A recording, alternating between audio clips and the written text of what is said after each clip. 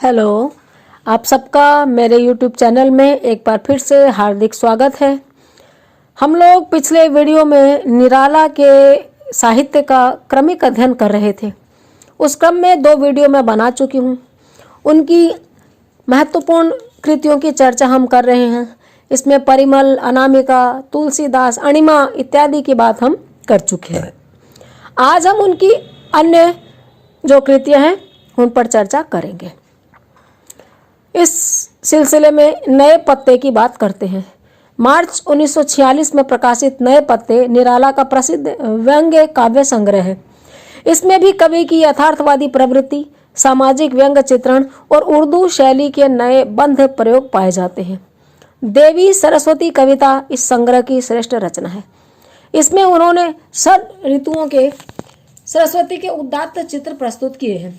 इसमें एक और कल्पना प्रियता, सरस्वती वंदना आदि छायावादी प्रवृत्तियां विद्यमान हैं, तो दूसरी ओर सामान्य ग्राम्य जीवन के प्रति रुझान, कृषकों तथा निम्न वर्ग के प्रति सहानुभूति, जमींदारों तथा शोषक महाजनों का विरोध इत्यादि प्रगीतात्मक तत्व भी बीच बीच में प्रकट हुए हैं। नए पत्ते में आधी से अधिक रचनाएं कवि की यथार्थ परक प्रगतिवादी दृष्टि सूचक है। इनमें निराला की सामाजिक चेतना, इतिहास दर्शन और प्रयोगवादी तथा प्रगतिवादी प्रवृत्ति की स्थितियां नजर आती है। इनमें निराला एक सफल व्यंग्यकार के रूप में आधुनिक हिंदी काव्य में अपना अप्रतिम स्थान बनाने में सफल होते हैं।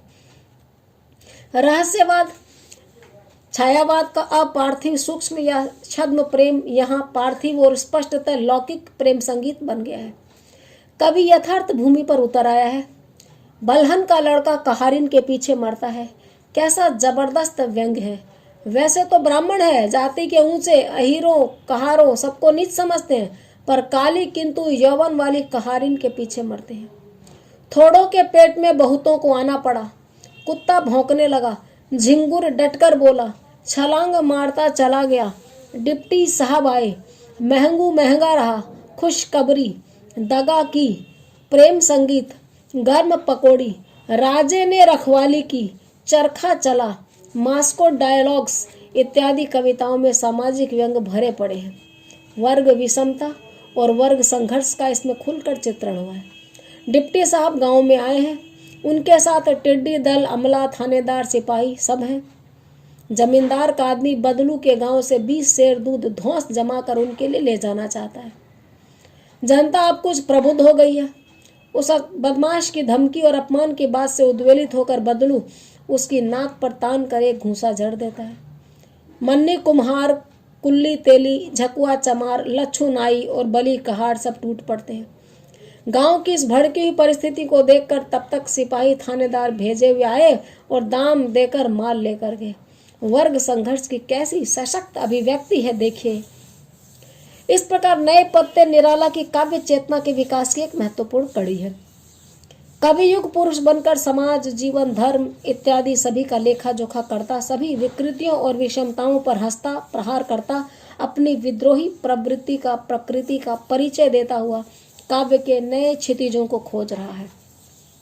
नए पत्ते में नए प्रयोग, प्रगीत, हास्य व्यंग्य, भाषा की सरलता इत्यादि विशेषताएं उसे निराला की महत्वपूर्ण कृति सिद्ध करती हैं।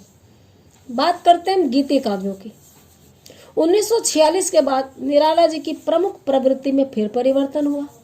1947 से 1961 तक का समय निराला की काव्य साधना का तीसरा और अंतिम सोपान है।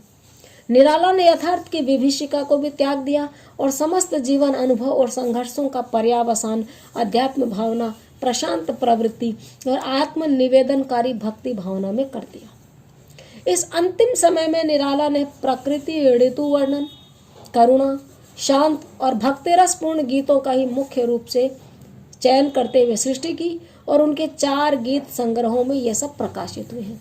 अर्चना, आराधना, गीत गुंज और सांध्य काकली। इन गीतों में मुख्य स्वर विनय भक्ति का है। कवि की आर्तवाणी अपने आराध्य से शरण की बार बार याचना करती है। अपने भग्न तन, रुग्ण मन, असहाय दशा और जीवन की विषण्णता का उल्लेख करते हुए कवि ने अशरण शरण राम या मातृशक्ति अथवा हरि से पार लगाने की प्रार्थनाएं की है।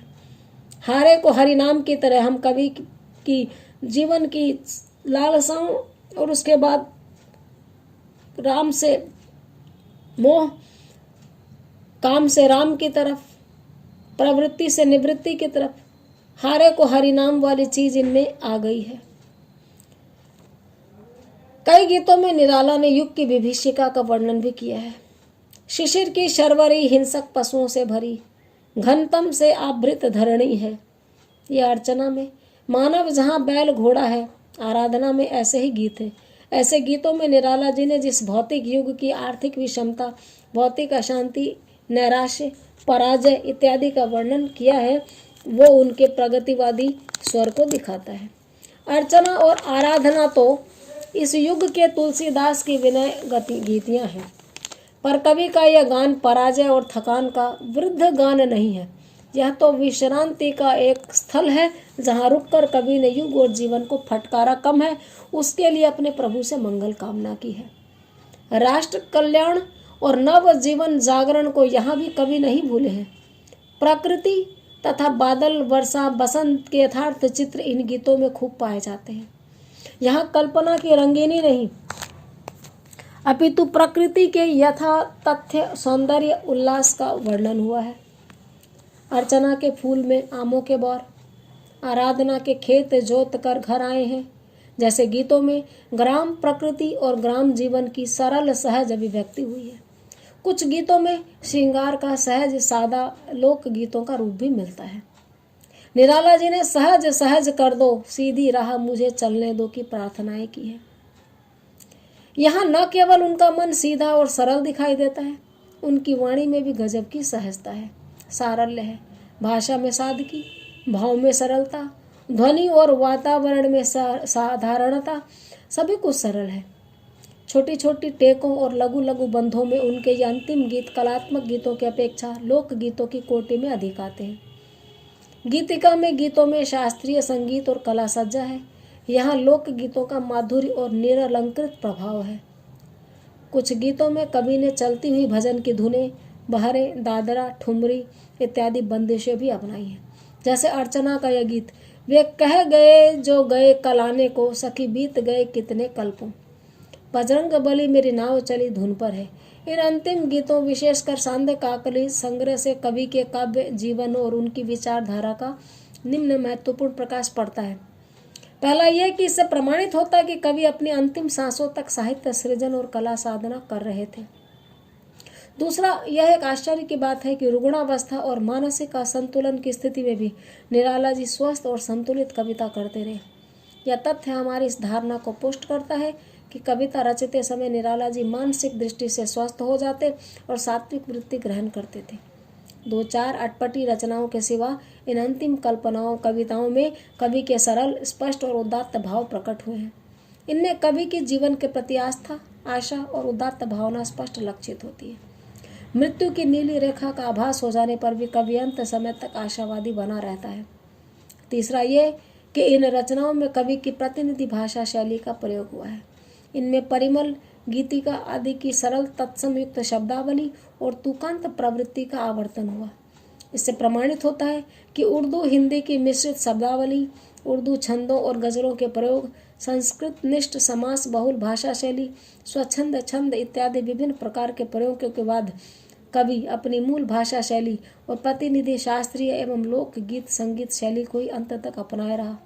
अंत में कवि ने अलंकार सज्जा त्याग कर सहज सरल मार्ग ही अपनाया। समग्र विवेचनोपरांत हम कह सकते हैं कि निराला काव्य का क्रमिक विकास हुआ है। उनके काव्य में जो विविधता और व्यापकता है उसका परिचय तो उनके सृजन के प्रारंभ में ही मिल जाता है, पर वे क्रम से छायावाद से प्रगतिवाद और प्रगतिवाद से प्रयोगों की भूमिका तक आए हैं। जीवन के विविध कष्टों से जूझते हुए अंततः वे भक्ति और करुणा के भावों में विराम पा गए थे। विषाद, करुणा राग और विराग के साथ मानवता के प्रति आग्रह उनके काव्य का प्रमुख स्वर हो गया था। इतने विषादमय जीवन के बाद, इतनी एकांतिक वेदना के बाद उनका आध्यात्मिक हो जाना अतार्किक नहीं लगता है। उनके काव्य में छंदों के जो नवीन प्रयोग हुए हैं वो भी अपने आप में स्पष्ट दर्शनीय है। नए कवियों में यानी आधुनिक काल के कवियों में निराला और अज्ञेय, इन दो को ही हम छंदों के मामले में नवीन प्रयोक्ता कह सकते हैं। इन दोनों कवियों ने अपने समय से आगे का देखा है। और निराला की बात करूं तो प्रगति, प्रयोग, छायावाद के बाद अगले सोपान के रूप में इनके यहाँ सबसे पहले दिखाई देते हैं। इनके काव्य में वेदना का स्वर भी है, क्रांति भी है, प्रेम भी है। तुम तुंग हिमालय श्रृंग और मैं चंचल गति सुर सरिता, तुम विमल हृदय उच्छ्वास में कांत कामिनी कविता। ऐसा कहकर ये अद्वैत तुम और मैं और तुम की भावना को प्रकट करते हैं। दूसरी तरफ स्नेह निर्जर बह गया है, रेत ही तन रह गया है कहकर कवि अपने विरह आकुल मन की वेदना को बताते हैं। और उधर अभी न होगा मेरा अंत, अभी अभी ही तो आया है मेरे वन में मृदुल बसंत कहकर अपनी अजस्र अनंत जिजीविषा का परिचय देते हैं। कुल मिलाकर हम कह सकते हैं कि निराला हिंदी के अन्यतम कवि हैं और हमेशा हमारे लिए प्रेरणा के स्रोत रहेंगे। आज इतना ही। अगले वीडियो में किसी और टॉपिक के साथ मिलते हैं। बने रहिए, देखते रहिए। Have a nice day.